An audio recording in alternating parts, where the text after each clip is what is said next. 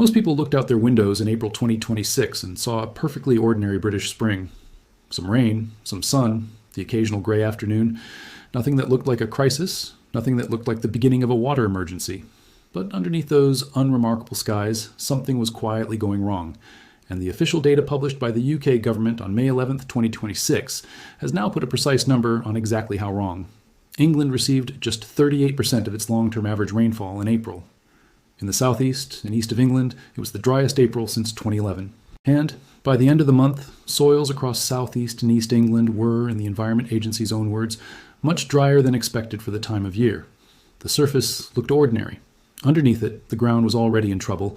That number, 38% of the long-term average, is not simply a weather statistic. It is the latest entry in a sequence that has been building across 12 months of accumulating rainfall deficit. And it matters now because the timing is the worst it could possibly be. April is the final month of Britain's recharge season. The October to April window during which rainfall fills aquifers, tops up reservoirs, and restores soil moisture to the levels that buffer the country through the summer when evaporation exceeds precipitation and the land does not recover what it loses to the sky. When that recharge season ends in a drought month rather than a wet one, the country enters summer with thinner margins than it had at the start of spring. And it enters summer 2026 having done exactly that, on top of a 2025 drought that was itself one of the most severe in modern English history. To understand what April 2026's rainfall figures actually mean, you have to understand where England was entering this spring in the first place. In 2025, England experienced its driest spring since 1893, more than 130 years of records, followed by the hottest summer on record since measurements began in 1884. The summer of 2025 ran 1.69 degrees Celsius above the long-term average. There were 4 separate heat waves. By October 28, 2025, Met Office Chief Meteorologist Dr. Will Lang confirmed that England had received only 61% of its expected annual rainfall for the year to that point, against a normal figure of around 80% at that stage of the calendar. Below average rainfall had been recorded in 8 of 10 months across 2025. The Environment Agency Director of Water, Helen Wakeham, was direct in her public statement at the time. "There will be a drought next year," she said, "unless we get sustained rainfall through the winter." That warning was issued in October. The winter that followed delivered one strong month and then faded. Reservoirs in Yorkshire and the Pennines fell to 30.3% and 29% capacity at the height of the drought. Ardingly, Clatworthy, and Wimbleball in southern and southwestern England all dropped below 40%. Hosepipe bans were imposed on approximately 9 million people. The Canal and River Trust closed 20% of its network due to water shortages, and the National Drought Group declared what it described as a nationally significant water shortfall. This is the baseline from which winter 2025 to 2026 had to recover. January 2026 arrived with heavy, sustained rainfall and delivered 112% of the long-term average, a genuine and meaningful recharge event that raised groundwater levels across southern England to exceptionally high readings in some chalk aquifer sites. February followed at 79% of average. The recovery looked promising.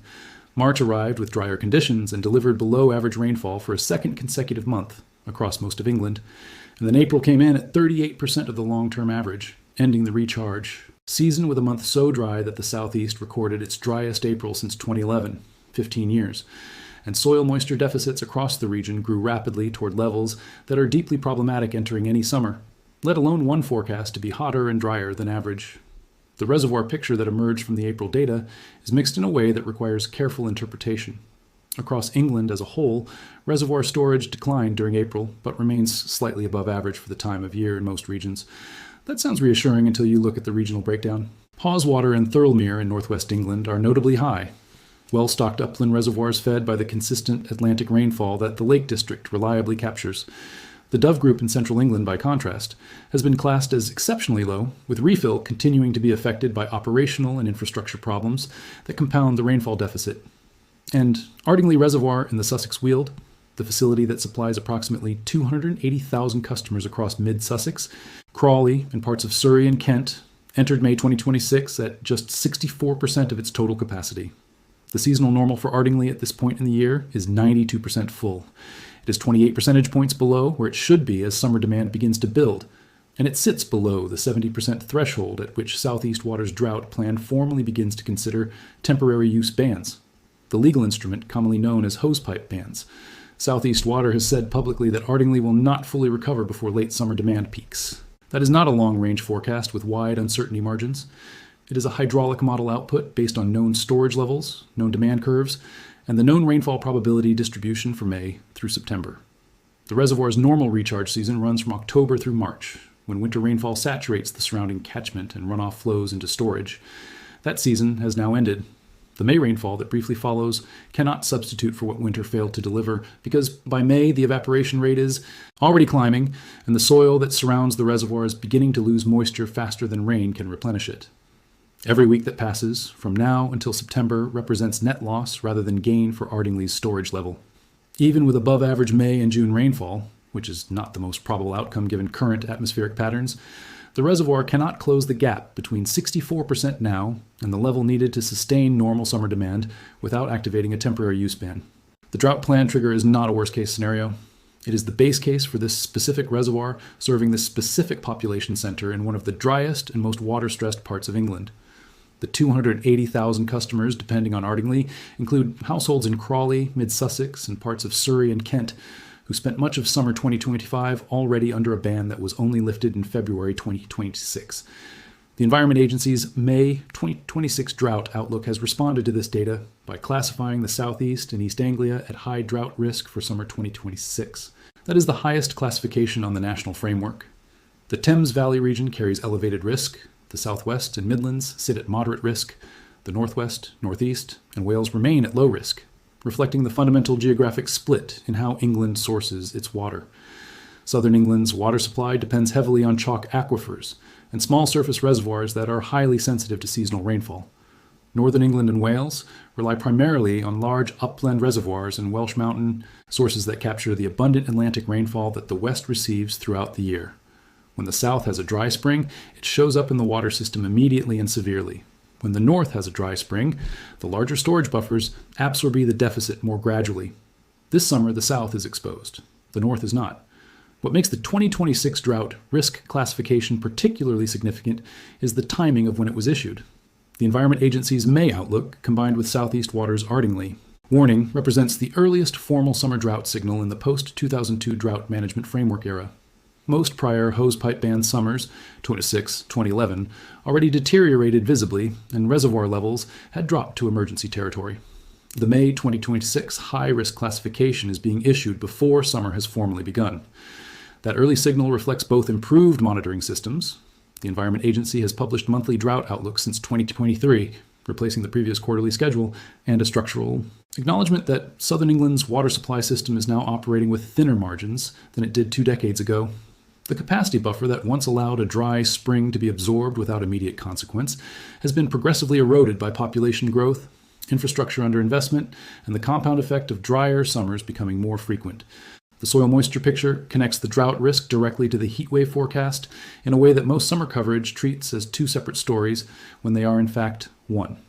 Soil moisture deficit is not merely an agricultural concern. It is an atmospheric feedback mechanism that directly amplifies air temperature.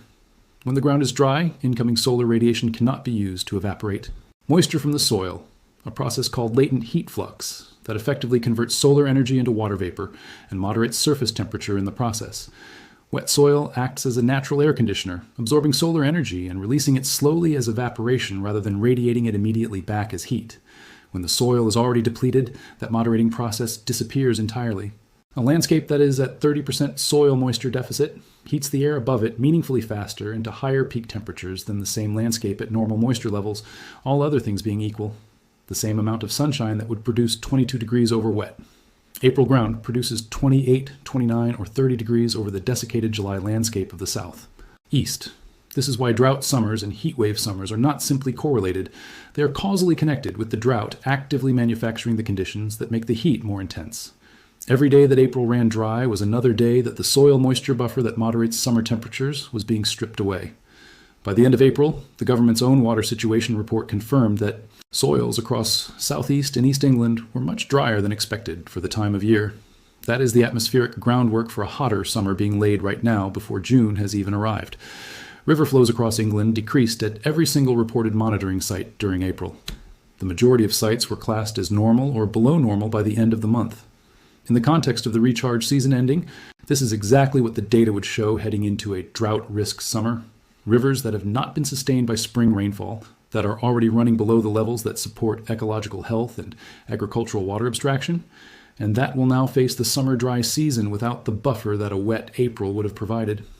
The Met Office's own climate projections under UKCP 18 have consistently shown that England's summers will become progressively drier as climate change advances, with the drying trend strongest in southern England, exactly the region where the 2026 drought risk is already classified as high.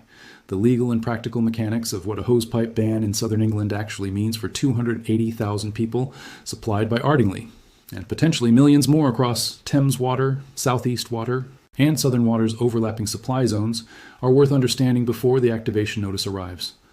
A temporary use ban under the Water Industry Act 1991, as amended by the Flood and Water Management Act 2010, prohibits a defined list of non-essential water uses across a geographic area. The prohibited list includes garden watering with a hose pipe, filling a paddling pool, cleaning a car with running water, and several other activities that become default summer behaviors when the weather turns warm. The ban requires a 14-day public consultation window before it takes legal effect. Penalties for breach can reach £1,000 per occurrence.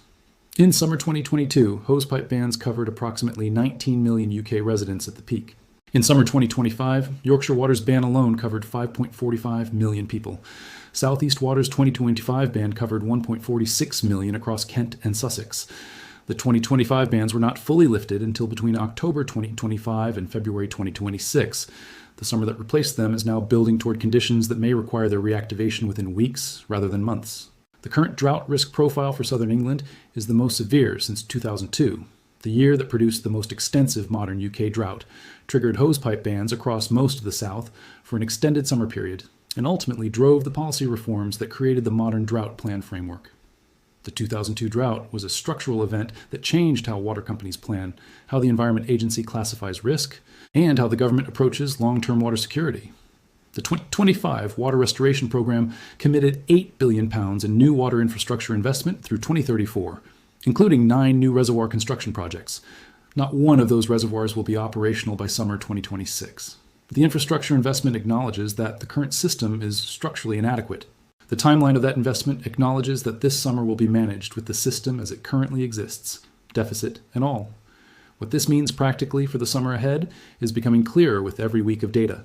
Southern and eastern England will enter the hottest months of the year with drier soils than average, reservoir storage below seasonal norms in key catchments, river flows already at or below normal, and an Environment Agency classification that places the region at the highest drought risk level before the first heat wave has even arrived. The Met Office's seasonal forecast assigns a 40% probability to a hot summer, double the baseline odds. Jim Dale of British Weather Services has said that 40 degrees Celsius is entirely possible if a southerly flow from Spain pushes northward through July or August. Every degree of additional heat drives additional evaporation from soil that is already depleted. Every dry week between now and September is another week that the gap between demand and supply grows wider. The spring looked ordinary from a window. The data says it was not. And the summer that follows will be shaped in large part by those 38% rainfall months and the ground that is arriving at the hottest season of the year already running on empty. The hosepipe ban notices, when they come, will reference formal legal thresholds and water company drought plans. What they will actually represent is the accumulated consequence of every dry day since last spring, running in an unbroken sequence through the driest spring in 132 years, through a winter that recovered too briefly, through a March and April that closed the recharge season with nothing to show for it. The ground does not forget a dry year, and summer 2026 is about to find out exactly how much the ground remembers.